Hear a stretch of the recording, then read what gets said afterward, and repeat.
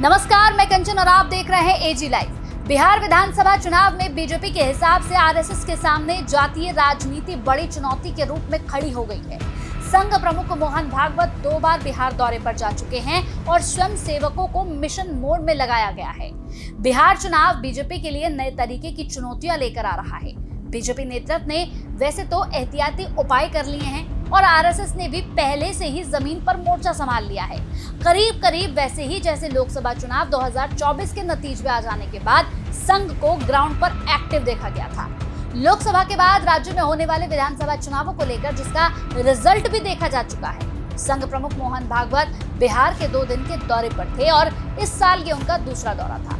मार्च 2025 में भी वो 5 दिन के बिहार दौरे पर गए थे और मुजफ्फरपुर में कई कार्यक्रमों में हिस्सा लिया था। संघ कार्यकर्ताओं को मोहन भागवत अब तक तमाम जरूरी टिप्स देते आए हैं। मानकर चलना चाहिए कि जमीनी स्तर पर संघ के कार्यकर्ता मिशन में जुट भी गए होंगे।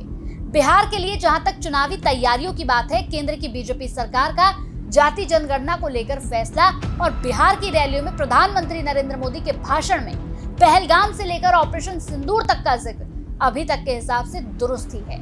आगे की कैंपेन के लिए मजबूत नींव तो तैयार की जा चुकी है। ऑपरेशन सिंदूर के राजनीतिक इस्तेमाल पर बीजेपी के राजनीतिक विरोधियों की आपत्ति अपनी जगह है, लेकिन संघ के सामने बिल्कुल अलग तरीके की चुनौती है। अभी से ये कहना मुश्किल है कि बीजेपी को अभी तक के इंतजामों से फायदा ही होगा या नुकसान भी। नुकसान होगा तो कितना होगा और फायदा होगा तो कितना होगा। अगर नुकसान ज्यादा हुआ तो फायदे का कोई मतलब नहीं रह जाएगा। संघ के लिए जातीय राजनीति हमेशा ही चिंता का कारण रहा है, क्योंकि ऐसा होने पर हिंदुत्व की एकता खतरे में पड़ जाती है। लोकसभा चुनाव में बीजेपी को जो नुकसान हुआ था उसकी वजह जातीय राजनीति नहीं तो क्या थी? अयोध्या आंदोलन के पूर्णाहुति काल में कहां बीजेपी अब की बार 400 के रास्ते पर आगे बढ़ रही थी और कहां बहुमत से भी पीछे रह गई और अयोध्या भी हार गई। अब जबकि केंद्र की बीजेपी सरकार राष्ट्रीय जनगणना के साथ जाति जनगणना कराने का फैसला ले चुकी है, संघ के सामने पहले ही चुनौती तो बीजेपी को चुनावी वैतरणी पार करने की है। हाल ही में एक कार्यक्रम में संवाद के दौरान मोहन भागवत ने कहा कि आज आवश्यकता है कि समाज जातिगत भेदभाव से ऊपर उठे और एक समरस तथा समावेशी राष्ट्र की ओर अग्रसर हो। संघ प्रमुख की बातों में जातीय राजनीति की चिंता साफ तौर पर लग रही है। जाति जनगणना का फैसला भी केंद्र सरकार ने ऐसे वक्त में लिया जब पहलगाम आतंकी हमले के बाद लोग पाकिस्तान समर्थित आतंकवादियों के खिलाफ एक्शन का इंतजार कर रहे थे। उन दिनों संघ प्रमुख मोहन भागवत के प्रधानमंत्री आवास जाकर नरेंद्र मोदी से मिलने की खबर आई तो लगा था कि पाकिस्तान के खिलाफ बड़े एक्शन पर विचार हुआ होगा, लेकिन जाति जनगणना कराए जाने की कैबिनेट का फैसला सामने आने के बाद मुलाकात का मकसद भी साफ हो गया। साफ है कि संघ और बीजेपी ने सोच समझकर और मिलजुल कर इस मुद्दे पर सहमति बनाई है और फैसला लिया है। लेकिन अब ये भी देखना होगा कि बीजेपी को अगर ऑपरेशन सिंदूर का फायदा मिलता है तो जातीय जनगणना के माहौल से होने वाले नुकसान की भूमिका क्या होती है और संघ को उसी के बीच बीजेपी के पक्ष में माहौल बनाने की कोशिश करनी होगी। बीजेपी की मदद के लिए जमीन पर उतरे संघ कार्यकर्ता मार्च के पहले हफ्ते में जब मोहन भागवत मुजफ्फरपुर गए थे तब ही संघ कार्यकर्ताओं को खास हिदायत दी गई थी। एक एक बात बारीकी से समझा दी गई थी। संघ प्रमुख मोहन भागवत की समझाइश पर स्वयंसेवक हर बस्ती में टोली का निर्माण करने लगा। टोली का काम भी करने की बात कही और वो हर परिवार से जुड़े। मंडल स्तर पर शाखा लगनी चाहिए।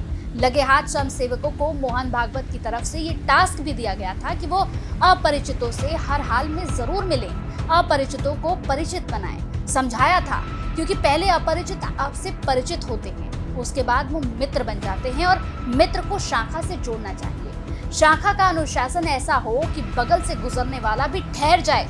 ये बातें कार्यकर्ताओं के साथ संवाद के दौरान निकल कर आई थी। माना गया था कि बीजेपी अध्यक्ष जेपी नड्डा के संघ की जरूरत को लेकर दिए गए बयान के बाद संघ ने अपनी गतिविधियां समेट ली थी और नतीजा 4 जून 2024 को सामने आ गया था। लेकिन उसके बाद संघ के एक्टिव होते ही बीजेपी ने हरियाणा और महाराष्ट्र में जोरदार वापसी तो की है। दिल्ली जो बार बार हाथ से फिसल रही थी वहां की सत्ता पर भी काबिज हो गई। अब कोशिश यही है कि सिलसिला बिहार में भी कायम रहे। मोहन भागवत के ताजा बिहार दौरे में एक दिन वो भी था जिस दिन लालू यादव अपना जन्मदिन मना रहे थे। 2015 के बिहार चुनाव में लालू यादव ने मोहन भागवत के ही बयान को बड़ा मुद्दा बना दिया था।